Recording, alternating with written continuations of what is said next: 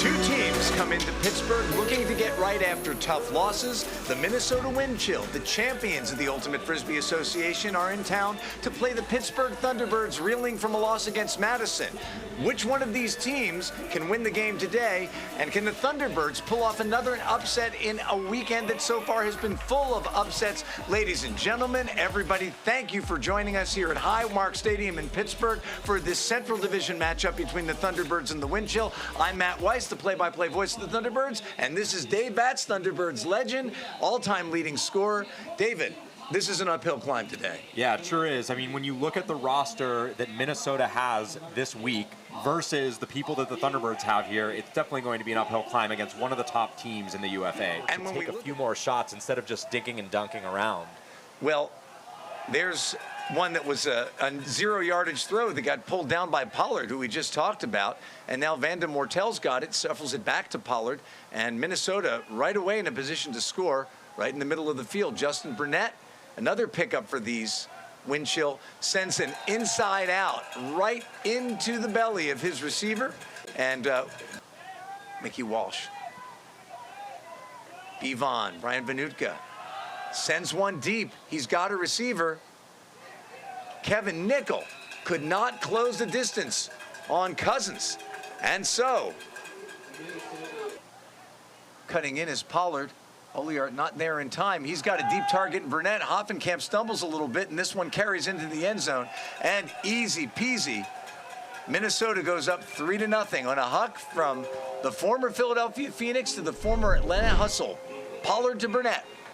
And provide more options for guys like Hoffenkamp and Mast when they do get the disc. Scuba goes over the top, hangs up there, but fortunately brought down by Nickel. Nickel finds Mast, and Mast shoots one into the end zone.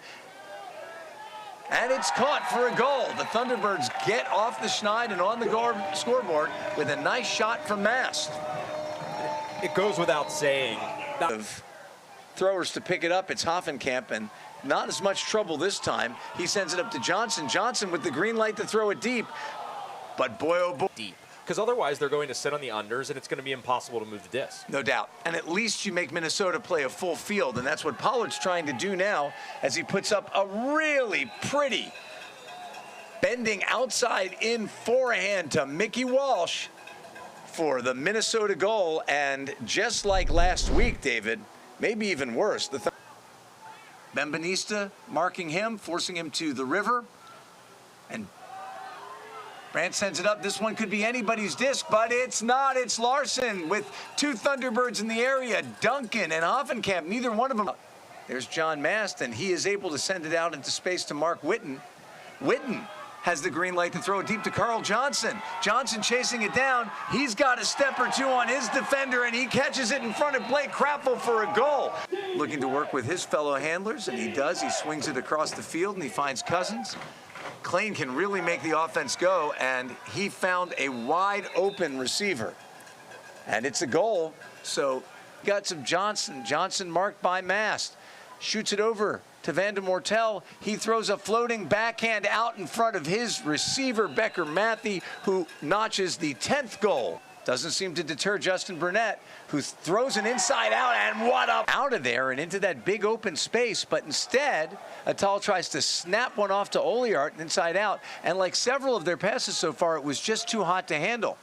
Walsh sends it all the way out to Krappel, and Krappel's got an easy one to Hanscom. So, you know, look, we watched the Thunderbirds.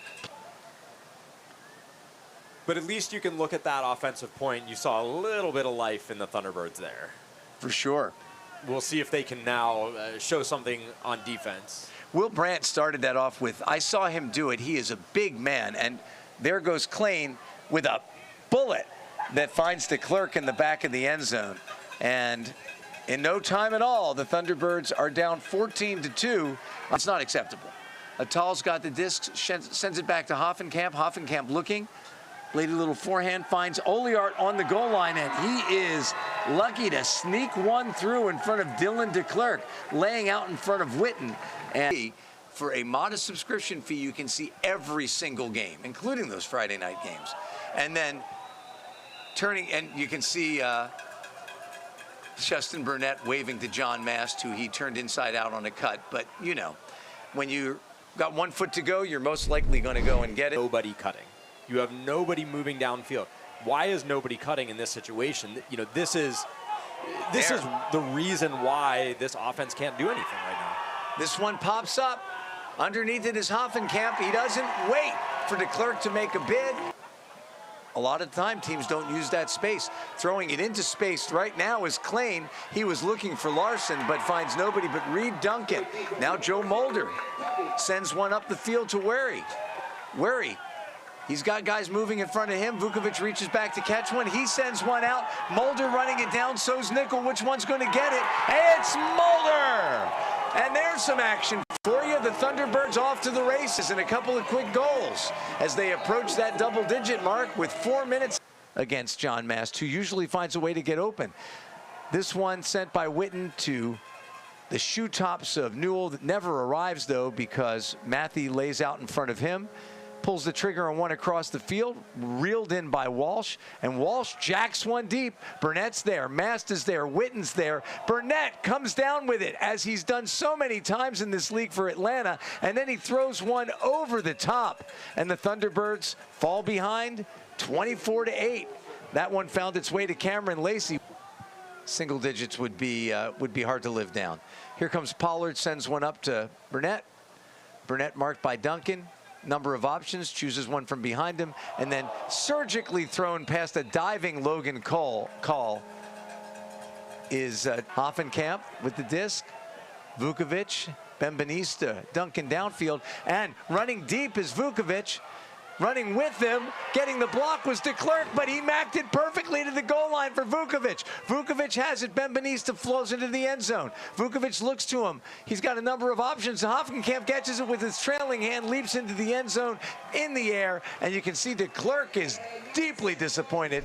And almost since the beginning of the league, which started back in 2012. He unleashes one. It is the 30th goal, and it finds Gabe Yacht, the aforementioned. So with 50 seconds left, they've hit that magic number. That did not take them. Larson cutting in, throws over the top, hits a tumbling Vanutka, whips it up to Klain.